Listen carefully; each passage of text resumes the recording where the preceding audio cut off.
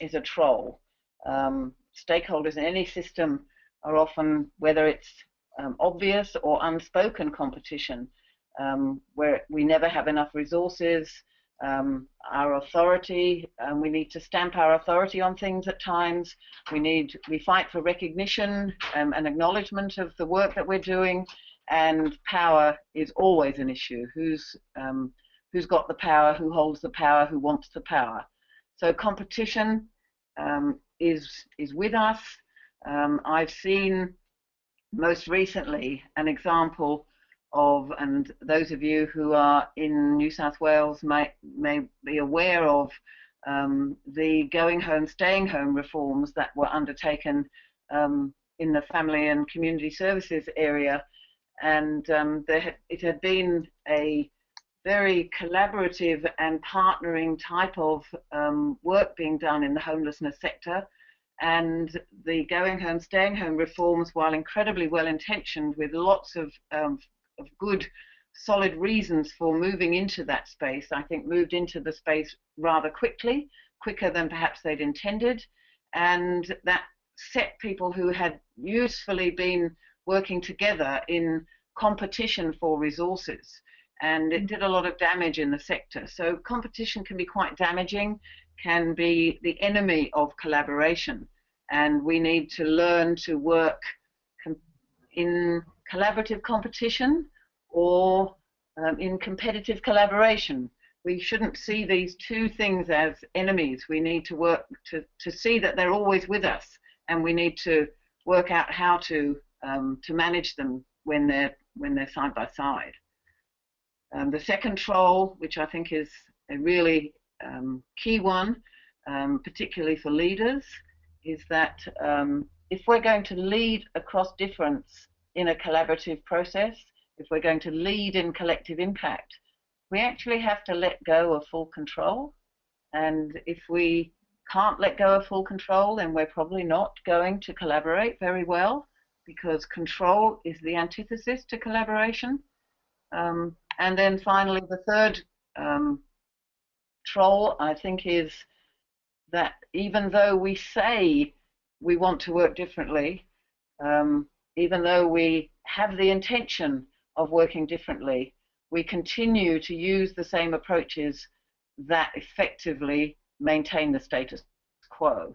So competition, control, and commitment, interestingly, all starting with the CO, the co that is often collaboration.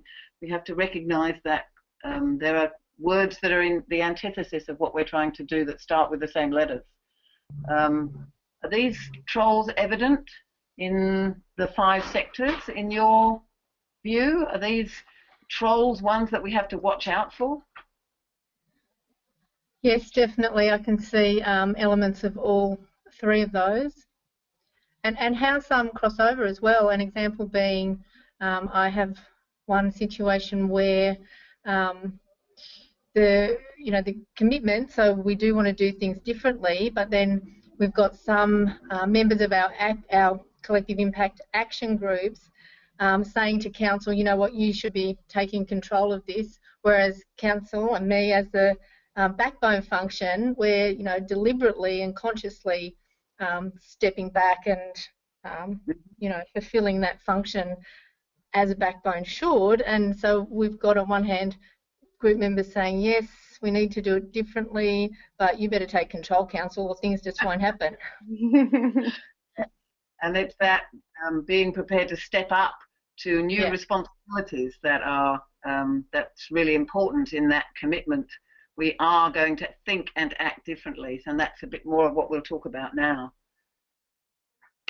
So my next slide is a Twyford slide. It's the Twyford slide about the barriers that we see organisations trying to overcome at the start of collaborative processes and struggling.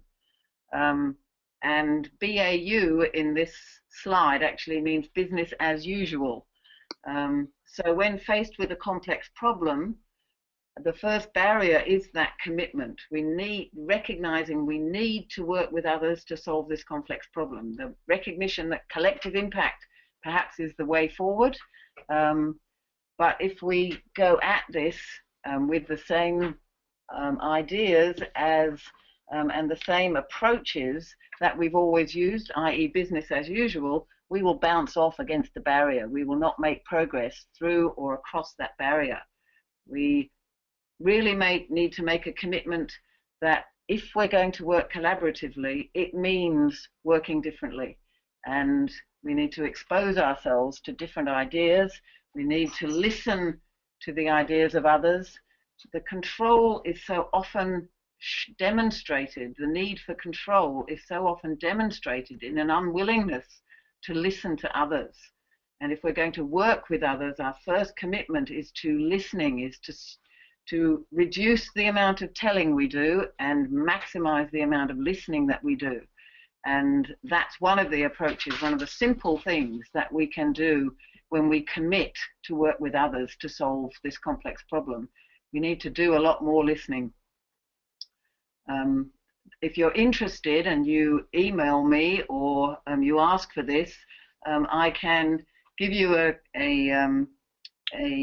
link to a recent report written by Jim McNamara, who's quite well known in the communication space in Australia, about how organizations communicate. They talk about doing two-way communication, but probably a very large percentage of most corporations' communication, and that includes government, is really one way, is more about informing and telling than it is about listening, and how important listening is to working with. The second barrier, once we've got over the commitment one, and we have committed mentally to working with others, that we then need some clarity on the problem that we're trying to solve. And this may sound, why on earth would that be a problem? But we do find that many people step into the collaborative journey being quite clear themselves about what the problem is, but again, not checking to make sure that their version of the problem is the same as other people's versions. I learned this very clearly when originally working in communication, in community engagement, that communities were being asked for their opinion of a solution to a problem that had never been made clear. So it was all about, we think we should do this, what do you think? But without stepping back and saying, well, this was the problem we thought was being solved, and this is the solution that we're suggesting. We thought about all of these solutions. We used these criteria to evaluate them. So help do this with us. So we believe, my experience is that there's not often genuine clarity about the problem to be solved, particularly when it's a complex one. If it's a simple problem, you probably don't need to collaborate anyway, but if it's a complex problem, there will be many diverse views and many different perspectives on what the problem actually looks like. And understanding all of those is a first step in understanding the diversity of views on this and understanding why people hold the views they hold. So again, listening. We have to be much more prepared, rather than saying, this is the problem to be solved, how could it be anything else, to saying, what do you believe? What do you see as the problem? Do you see the same as me? And can you explain what you're seeing and why you're seeing that? And that helps us slowly to get over that second barrier. The third barrier is the confidence that we need to think and act like collaborators. The problem with behavior is that it's not easy to move from being in control, from being competitive and needing to win, to being collaborative. We can work on our commitment, we can think that we're committed, but when things get tough, we easily revert to our thinking and acting in our comfort zones. If we don't get over these three barriers, then we're unlikely to be doing seriously good collaboration and getting ownership of our outcomes. Does this, again, can I just check to make sure that this is resonating with people and that they can they have some understanding of the kind of barriers that are faced when starting on the collaborative journey? Yes, definitely makes sense to me. Good. Yep. Good. Half of those without a mic. Yes, yes, yes. Okay, excellent. This is, I'm glad this is being helpful. So I want to expand a little bit on this and say, this is again a Twyford slide. These are some things that we start talking to our to potential collaborators about, to say, when working with our colleagues and partners on a project, to what extent do we find it possible to trust people even when we don't quite trust them, to include our potential collaborators in problem solving even when we're not very sure about what to do. How willing are we to create all our plans and ideas with them? How much do we value their lived experience as much as our technical knowledge? How willing are we to reveal information even if it shows mistakes that we've made or shows us up to not being perfect? How willing are we to share decision making even when we're going to share it with people who are actually on the other side of the ideological divide from us, who really think differently from us, who might be considered to be activists against us? Are we prepared to share decision making even then? Are we prepared to acknowledge that people have information that we don't and we really need their help? Or do we see ourselves as the experts and that we might be offering to work with people, but we're not really ready to step into that? And are we finally ready to accept a collaborative solution, even if it's different from the one that we think would be the best solution? Can anyone like to say how, if they had to score themselves and their willingness to do these things on a 1 to 5 basis, with a top score being 40, where would they like to put a number on their willingness to do up to 5 in each of those questions? Adele's comment, these are definitely the tricky questions in collaboration. They are tricky, but and often when there are tricky questions, we're not prepared to pose them, but they're the kind of questions that we need to find out whether people are actually willing to step into collaboration, or whether they are really willing to work together, but in much more of a cooperative or a coordinating mode rather than genuine collaboration. Because we need to do all of those 8 things. If we're going to be truly collaborative, we need to be prepared to step into uncomfortable situations, but hold the collaborative frame even when it's difficult. Yeah, absolutely. Vivian, do you think then for the health of a collaboration, you really should be shooting for 45 on all 8, or can you continue to work collaboratively if you don't feel that you are on the top 40? I think here we've got Sylvia at the Outback Health Country and Outback Health Organisation saying she's at 35. Well, I think she's doing very, very well. It would be wonderful if we could start this with a 40. I don't believe many organisations would be doing that, and readiness is something that grows as you try. Same as learning any new skill. If you were ready and able to do it right from the start, then you're probably not being tested. I think collaboration is always going to test us, because our society hasn't taught us how to collaborate very well very often, and it's a new 21st century skill. So I think that just asking the questions and recognizing they're tricky, or that we might never have thought about them before, or that we might not really know how we would deal with that question, is probably where most collaborations would start. And that's fine. It's just that we have to start thinking about what it means to be collaborative, what it means to think differently. And these questions perhaps reveal for us when we're not ready to think differently and the kind of different thinking that's going to be needed. So these are really about, where do we start? What do we ask? How do we help people to realize that that this is something different. This is not something they've done before. So often we hear from clients, oh yes, we collaborate, we do it all the time. But when you start testing what that collaboration means to them, that's when people start to realize that the word collaboration actually has a range of different meanings, and we need to be clear about the one that we're going to step into. Yeah, there's a couple of comments here, and I will just read them out, Vivian, for your sake. One of them says, definitely, it's to do with the willingness to accept others, being humble in your approach to working with others and helping community, putting aside your own personal views and working for the betterment of others.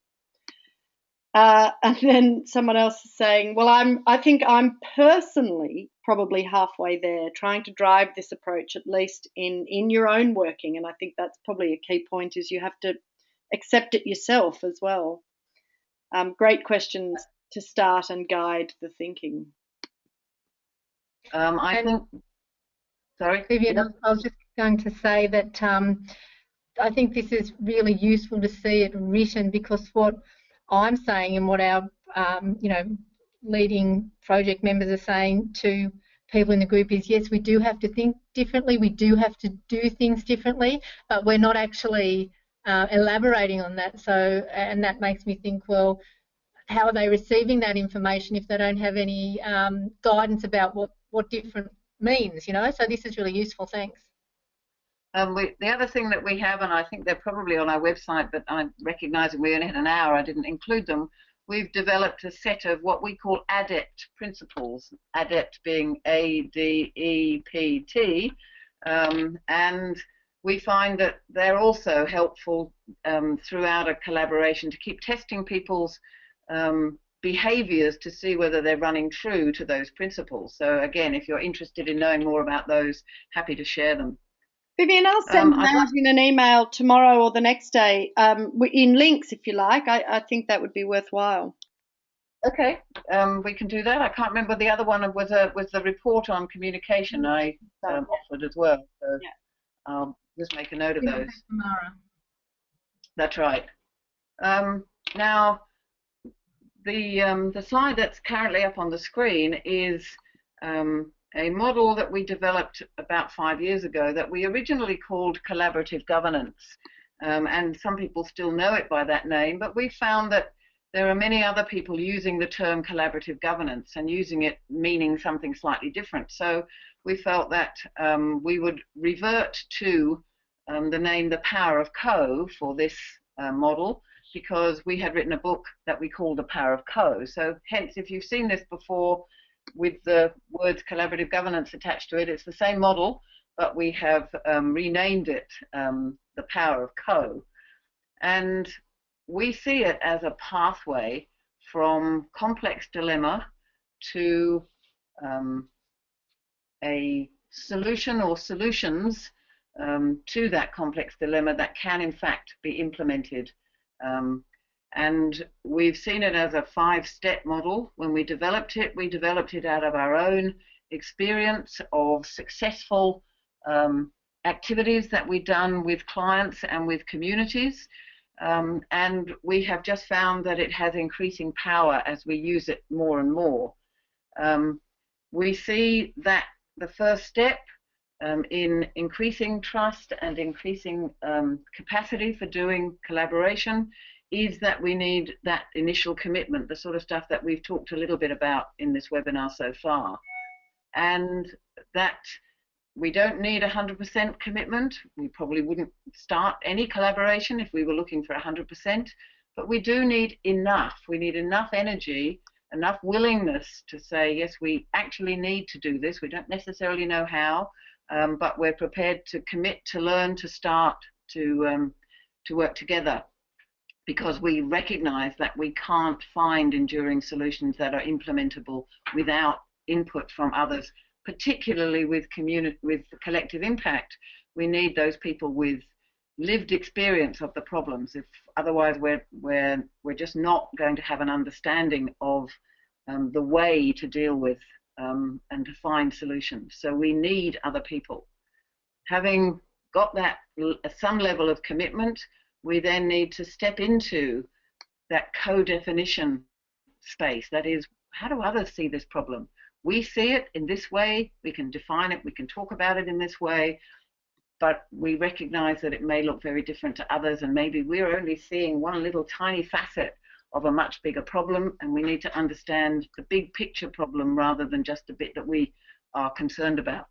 So this can often take a fair amount of time to work with the whole range of stakeholders to actually define the problem that we're looking to try and solve together. Spending time on this, it's not only about co-defining the dilemma, it's recognizing who the stakeholders are, it's being prepared to step into the room with them, to do more of this listening that I talked about a few minutes ago, to not only listen, but to listen in a way that demonstrates that we really want to understand somebody else's perspective. And by doing that kind of listening, by genuinely trying to understand, to put our own position to one side, to really try and listen to the other positions, the other perspectives, we are building relationships. I believe you cannot do collaboration without building trustful and positive relationships with your collaborators. And you do that through this co-definition process, this sharing understanding of the dilemma, and also spending time thinking about what a good solution, what characteristics a good solution might need to have.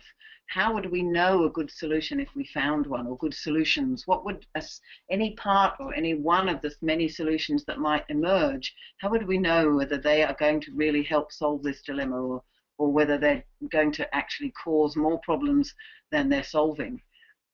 So that co-definition is a really core piece and may take time. And then co-designing a process. How are we going to work together? What's the governance going to look like of our process? Who's actually going to make the decision? What's the role of the different people, individuals, groups who want to be part of the process? And these first 3 steps are actually core to any collaborative process. It allows that process to be set up, so by the time you start stepping into step 4, into co-creating a solution together, you've actually developed trustful relationships, you have a clarity on what the dilemma is, and you have confidence that you can work together in a process to co-create a solution. And then when you've come up with solutions, all the various possible solutions that are out there, you can work on how you're going to co-deliver those actions to implement the solution and to solve the problem. The bottom part is talking about the need to build readiness, to build relationships, to build capability, and we're saying that the whole idea of appreciative mindsets, that's appreciating the value that others bring, to committing to deliberative processes where we're listening to others, those are the kind of things that build enduring solutions. So this is the pathway that we believe takes any collective impact process from the problem that they're looking at to a solution over time. Not going to happen overnight, but it is something that can take us through a process of working together into some solutions over time. Is that a model that again gives you some confidence of that there is a process that'll take you there? Yes. Yep. Okay, so effectively that's what I've got. Those are the models that I thought may be helpful to you in thinking about mindsets and processes that will take us forward. I have a bunch of questions that I'm asking you. What help might you need to build collaborative muscle? That's the ability to be collaborative. What support do you need to get started? What challenges have you found? Is the concept of going slow at the beginning to go fast at the end a challenge for you working teams? All of those questions are ones that I'm very happy to take or to take other questions that you might have. So we're at the 50-minute mark, so I felt that it was now time to open it up for people to ask questions.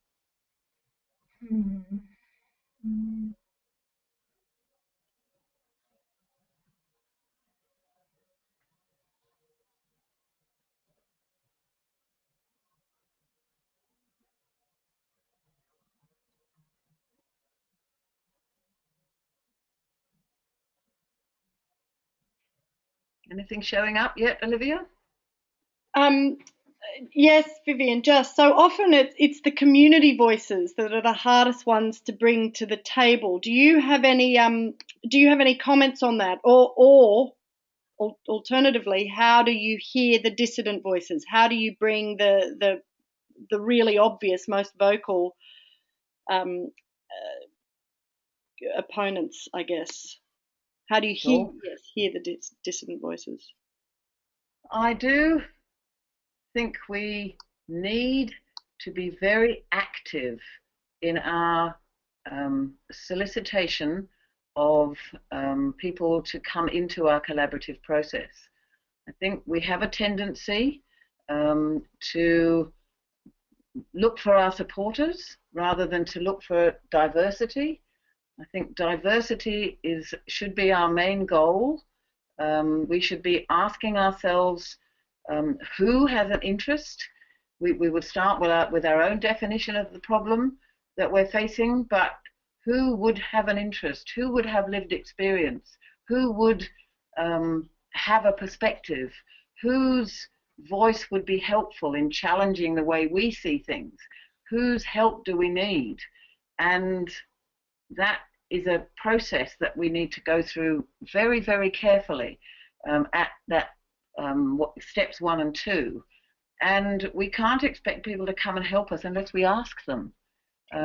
Vivian, do you have any actual examples of that, of the kind of the methods, the kind of how you would create that environment, I guess, that you could ask those questions and bring those people in with so that they come in with the confidence that they are being genuinely heard? The first slide that I showed today had a picture, and I did intend to tell you what the picture was, but you will get these slides so you can go back and look at it. But it was in fact a multi-stakeholder workshop held in New Zealand in 2013, where interested stakeholders helped in the co-design of a collaborative process to improve river water quality. Now, it wasn't quite a collective impact on social issues, but it was, to some degree it was, because it's in an agricultural community and the deterioration of water quality was having an impact on a whole range of sectors: commercial sector, farming sector, community sector, and it was a particularly interesting time in this community, or fairly large area, because there had been the attempt over the last 10 to 15 years to solve this water quality issue technically. They had excellent scientists working in the regional council that had responsibility for water, and there were many agriculturalists with technical ideas for solution. But all of the solutions required changes in behavior from anyone that was involved. So it was finally there was a recognition that all the technical opportunities to solve it had been tested and found wanting. They were all useful, but they didn't actually make a difference. And there was a decision after probably 2 years of trying to work out what kind of engagement would work, and it was decided to set up a collaborative process. The process was to some degree partly designed. It was designed that there should be a collaborative stakeholder group. The size wasn't decided. The representation of people on this group wasn't decided. So there was a decision to invite a huge range of stakeholders to a forum for a day to help design the process, to decide how many people should be on this group, decide what representation there should be on the group, how are the membership of the group to be selected, what was the governance going to look like, how would they work together, and that group, that particular workshop was attended by over 200 people and facilitated throughout the day to get answers. So it ended up as a group of 25 people. They'd been working together for 2 years to to make decisions or to come up with recommendations on how changes might be made to water quality, how they might get improved water quality in the river. So it's one example of how this might be done. It is a question of bringing people together in a way that allows them to think through the dilemmas that you are having, and how do you do step 3 of the Power of Co process.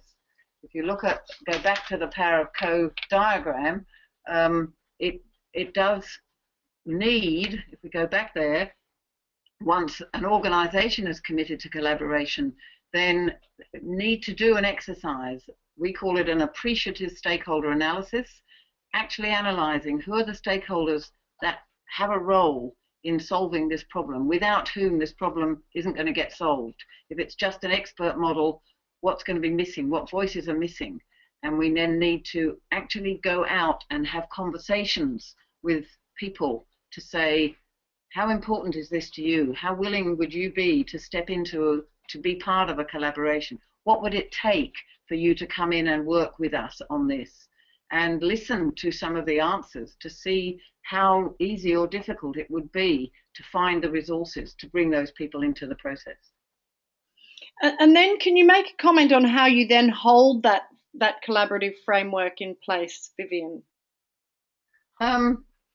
It's not easy. And it's why I think you need those first 3 steps very clearly: commitment, co-definition of the dilemma, and co-designing a process. You will only bring people and keep them in a process if they have energy to solve the problem. So if it's a problem that somebody else has and they haven't had a role in defining it, if it isn't a problem that they really want to solve, they're probably not going to hang around. They'll just step away and leave it to somebody else to sort it out. And also they need their fingerprints all over the process. They need to know that this is a process that they've helped to design. It might not be a perfect process, but they can see their fingerprints on it. They want to be part of it. If you haven't had that setup of the process, then it's much harder to keep people part of it, to help them work through and be part of a collaborative frame.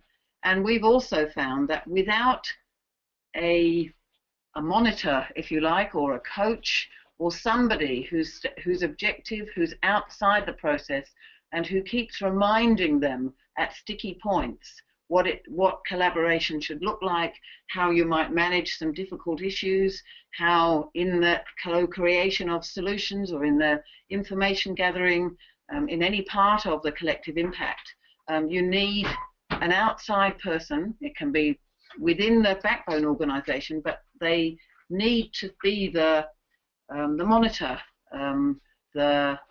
the collaboration monitor. How is this working? Are you being collaborative? How do you stay being collaborative when competition emerges, when control issues emerge, when commitment issues emerge? You need somebody who can be there and to be supportive and helpful when these difficulties arise. That's great, Vivienne. We've hit 2 o'clock, so if anyone has a burning question, please ask now. Otherwise, I think I think we're going to have to wrap it up with thanks. Does anyone have anything? Any final questions of Vivienne? No, nothing from me. Just thank you, Vivienne. That was really informative and a lot to think about. Thank you. Excellent. Thanks, Leanne. Vivienne, that's universal. Thank you very much from everyone. It's been extremely helpful, very clear, and some really great models and things to go away and think about. So thank you. As I said, I will send out a recording of the webinar, the slides, and any links to the tools that Vivienne has talked about, probably all on your website, Vivienne, but any other links that you feel would be helpful. Yep, will do. So thank you again. Thank you, Vivienne, for your time. That was wonderful. And thank you, everybody who was on board with the webinar. It's great. It's a great opportunity for us to learn together, I think. Thanks, Olivia. Very good. Thank you, Olivia. Okay. Thanks, everyone. Bye. Bye, Vivian. Thank you. Okay, bye-bye.